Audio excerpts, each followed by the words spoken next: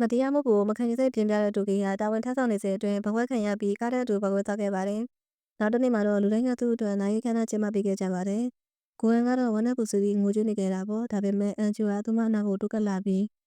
သူတကယ်သေးတာမဟုတ်ဘူးဘာလို့ဒီလောက်ထောင်ငိုနေလဲလို့တူတူလေးပြောလိုက်ပါတယ်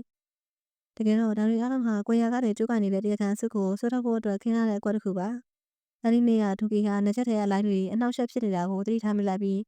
အခြေအနေမခံတော့တာကိုရင်းမိသွားပါတယ်။သူချက်ချင်းပဲအမြင်လုံးမြင့်တဲ့ခလောက်ကိုနှိပ်လမ်းကြောင်းကိုပြောင်းပြီးကားပေါ်ကထိုင်ချင်းပြီးခုံချလွတ်မြောက်ခဲ့တာပါ။သူ့ဖွဲ့သားတွေကတော့ဒိုကီတီဗီတို့ထင်ကြသလိုခြုံကိုတက်ခဲ့တဲ့လှုပ်ဝက်လူကလည်းကားပုတ်ကသွားတာကိုမြင်ပြီးထုတ်ပေါက်သွားပါတယ်။ဒိုကီတက်ရှင်နေတာကိုသိရတဲ့အခါမှာတော့အားလုံးကစိတ်သက်သာရသွားပါတယ်။ဒရုန်းနဲ့စစ်ဆေးကြည့်တဲ့အခါမှာတော့ကားအောက်ခြေမှာစစ်တပ်သုံးပုံမျိုးစားကိုအသုံးပြုထားတာတွေ့ရပါတယ်။ဒါဟာရန်သူကစစ်တပ်နဲ့ပတ်သက်မှုရှိနေတယ်ဆိုတာကိုပြသနေတာပါ။တရားခံကိုဖမ်းပြီးဖို့အတွက်ဒိုကီကတင်ညာဆောင်တဲ့အကွက်ကိုစက်ကင်ထားပါတယ်။နိုင်ခမ်းနားမှာအဖွဲ့သားတွေကငိုပြနေကြပေမဲ့ဒူကီကတော့ကားထဲကနေ CCTV ရဲ့တဆင့်စောင့်ကြည့်နေပါတယ်။အဲဒီမှာထူးဆန်းတဲ့လူမျိုးကိုသတိထားမိသွားပါတယ်။သူတို့ကတပိတ်မစားပဲဖုန်းနဲ့ထပ်ပုံလေးတောက်လျှောက်ရိုက်နေကြတာပါ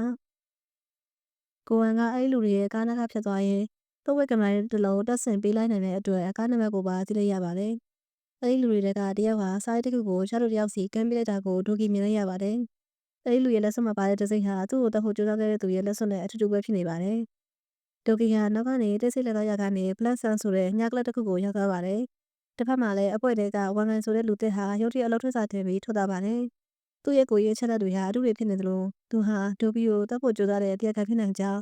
အားလုံးကတန်ညဝင်လာကြပါတယ်။အမှန်တရားကိုသိဖို့အတွက်ဒိုဘီတို့ပွဲဟာပလက်ဆန်ညကလပ်တွေကိုဝင်းရောက်ဆောင်ဖို့ဆုံးဖြတ်လိုက်ကြပါတော့တယ်။